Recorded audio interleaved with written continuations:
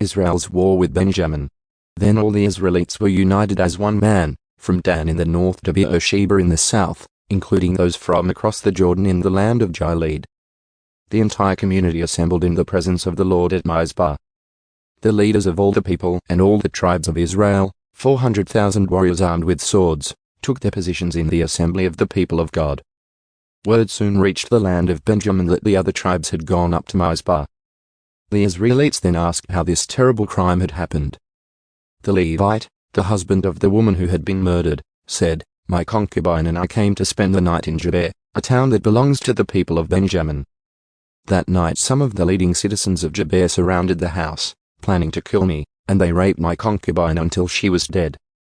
So I cut her body into 12 pieces and sent the pieces throughout the territory assigned to Israel, for these men have committed a terrible and shameful crime. Now then, all of you, the entire community of Israel, must decide here and now what should be done about this. And all the people rose to their feet in unison and declared, "None of us will return home. No, not even one of us. Instead, this is what we will do to Gibeah. We will draw lots to decide who will attack it. 1/10 of the men from each tribe will be chosen to supply the warriors with food. And the rest of us will take revenge on Gibeah of Benjamin for this shameful thing they have done in Israel." So all the Israelites were completely united, and they gathered together to attack the town. The Israelites sent messengers to the tribe of Benjamin, saying, "What a terrible thing has been done among you.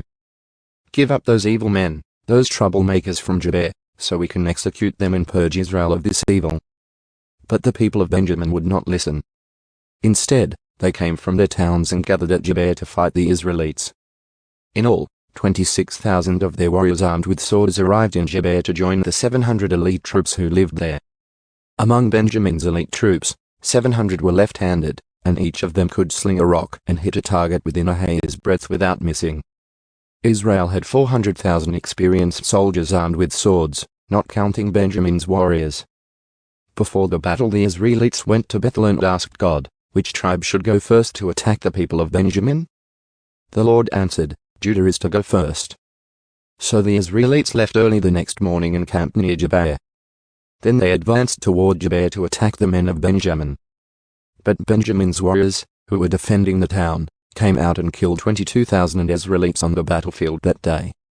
But the Israelites encouraged each other and took their positions again at the same place they had fought the previous day.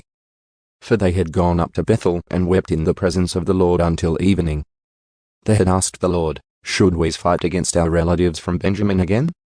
And the Lord had said, "Go out and fight against them."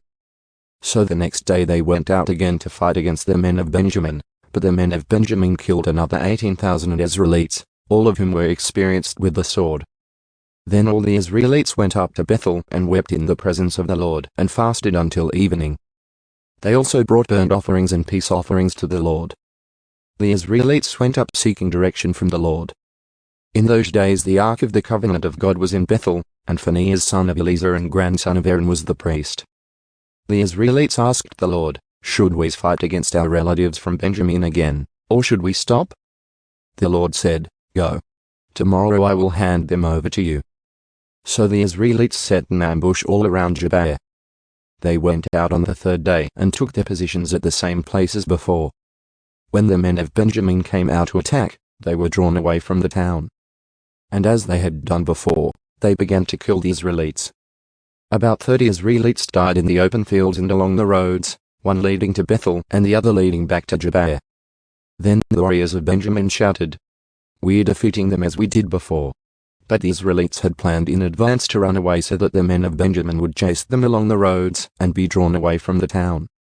When the main group of Israelite warriors reached Baal-Tamar, they turned and took up their positions. Meanwhile, the Israelites hiding in ambush to the west of Gibeah jumped up to fight.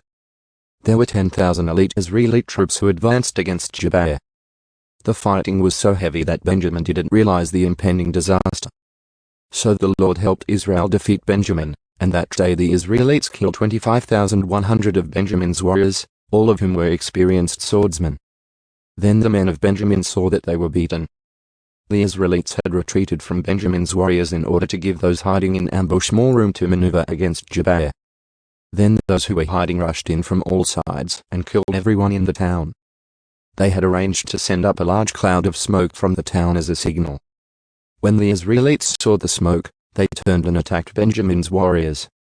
By that time Benjamin's warriors had killed about 30 Israelites, and they shouted, "We're defeating them as we did in the first battle." But when the warriors of Benjamin looked behind them and saw the smoke rising into the sky from every part of the town, the men of Israel turned and attacked. At this point the men of Benjamin became terrified, because they realized disaster was close at hand. So they turned around and fled before the Israelites toward the wilderness. But they couldn't escape the battle, and the people who came out of the nearby towns were also killed. The Israelites surrounded the men of Benjamin and chased them relentlessly, finally overtaking them east of Gibeah.